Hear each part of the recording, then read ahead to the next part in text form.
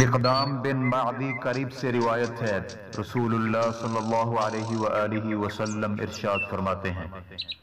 للشہید عند اللہ ست خصال یغفر له فی اول دفعة من دمه ویرا مقعده من الجنة ویجار من عذاب القبر ویأمن من الفزع الأکبر ویحلى حلة الإیمان ويزوج من الحور العين ويشفع في 70 انسانا من اقاربه۔ اللہ رب العزت کے ہاں شہید کے لیے 6 انعامات ہیں۔